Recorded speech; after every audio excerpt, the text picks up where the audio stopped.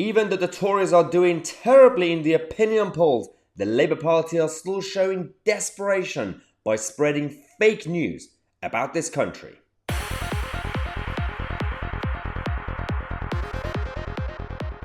Hello ladies and gentlemen, welcome to the UK's most watched political show on the internet. We will be your voice, we will be your advocates, and we will stand up to the establishment, from the left-wing nutters to the globalist elites. So let's talk about the Labour Party. As usual, we start with some happy stuff. This is actually quite chaotic now because the Conservative government, they don't know how to manage the country and they don't know how to keep united. The Labour Party literally have an open goal and they keep missing it. Right now, instead of providing some solutions, being proactive, offer something new, they simply think if they just attack the Tories and just attack, then it's going to be enough. It's been enough for now. But when the election comes, the electorate would like to see some plans. You can't just go around and attack. Also, when you start attacking, and some of your attacks are essentially fake news, and this is what this video is about. Emily Carver, who's a good friend of mine, and she presented on GB News in the past as well. She's part of the IEA, the Institute for Economic Affairs, the conspiracy theory that the IEA was running Liz Truss's government. And we are going to discuss all that, but I'm going to show you this clip first because it's quite funny how Angela Eagle of the Labour Party was on Politics Live on BBC, and she decided to basically start this conspiracy theory. And Emily Carver slammed her badly.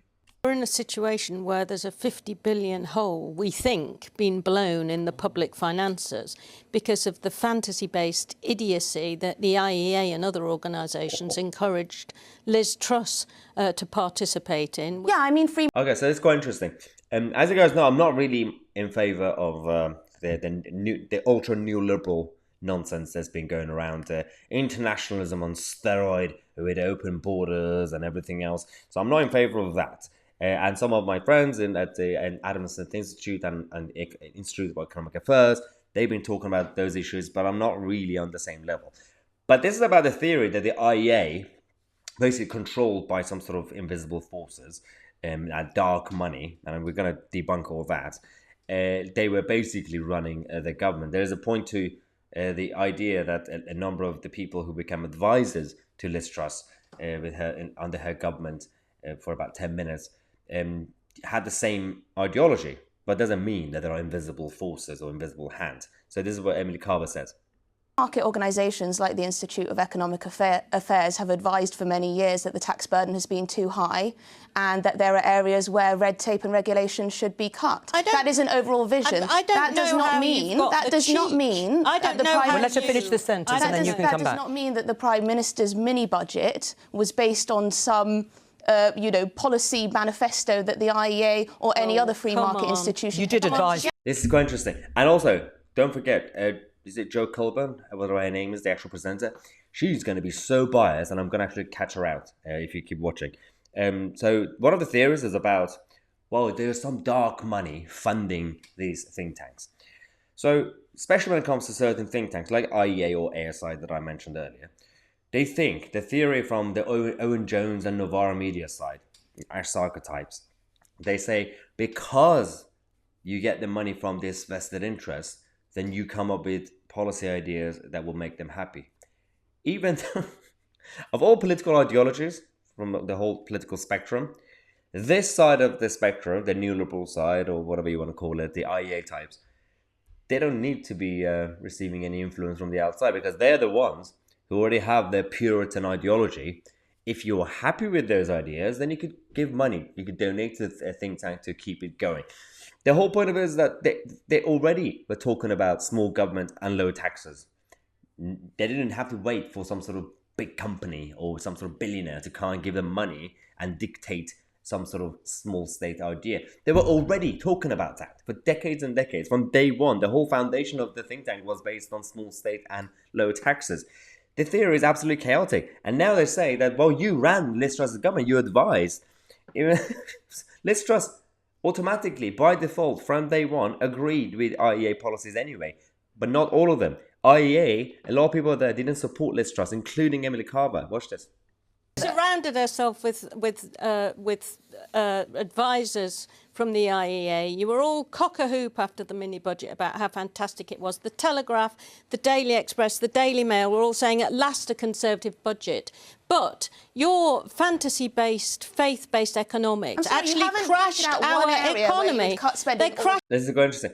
I supported the budget too. It was one of the first actually right-wing budgets that we had. They just managed to mess it up by making U-turns after U-turns. That doesn't prove anything. Her conspiracy theory is getting deeper now. Watch this. The economy, it exploded on landing, and the £50 billion hole that your ideas blew in our national budget is what we are all now going to have to pay for. So I don't know why Emily. This is interesting. So now Emily Carver is going to defend, because obviously Eagle kept going and going. And obviously I didn't back Liz Truss's government. Emily Carver didn't back Liz Truss's government.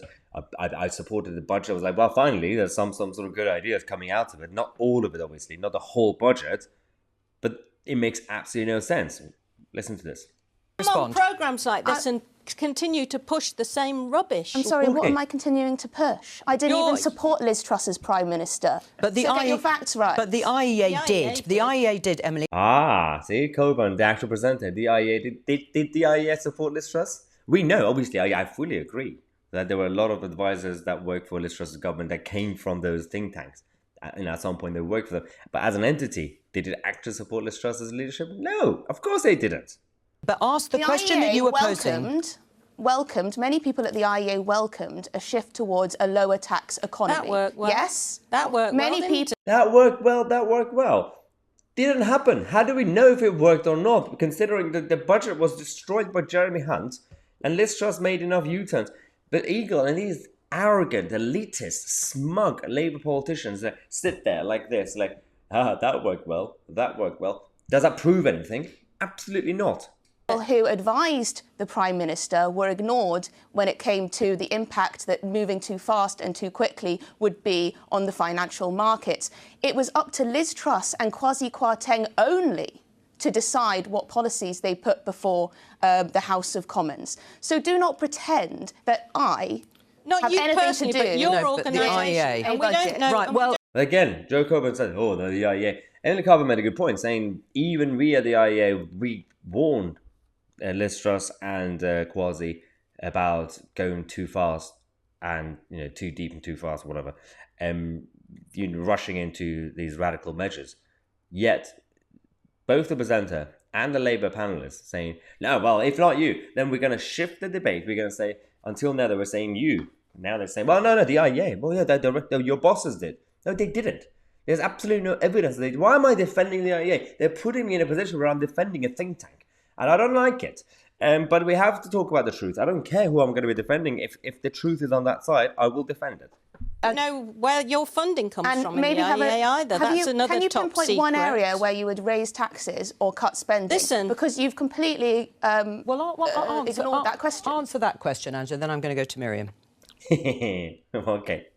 Well, Rachel Reeves has said that we will take the non-dom status away, for example, to raise money. Hang on, no, it's not hang a on, pittance. hang on, it's hang on. $3 billion. You might think it's a pittance, but it's not a pittance. There's all sorts of ways of raising money, which our Shadow Chancellor will bring to the table at the. $3 billion. You considering the Labour Party's big moves to raise funding for the Treasury are in a couple of areas. One is this nonsensical stuff, but the non-dumb stuff, which is a very important issue to sort out, to reform, but not to raise money. It's £3 billion. And for Angela Eagle to say, oh, that's a lot of money. It's not. It will take 5 minutes for the NHS to destroy that money. Secondly, exaggeration, obviously, disclaimer. Second policy ideas they have is that wealth tax stuff. Again, that's not going to bring enough money. Third one is things like the windfall tax. Again, that's a short-termist policy. It's not like a monthly big payment coming into the Treasury. If you want to do it out of, obviously, politics of envy, absolutely. Get the corporation, destroy them. Fine. And you could fund something short-term, a project that you have. Absolutely. Do that. We could go full on Sweden if you want to. Social democracy. But don't pretend that you're going to have a government, Labour government, for 5 years, and you're going to be able to fund everything every day by just raising £3 billion. It makes absolutely no sense.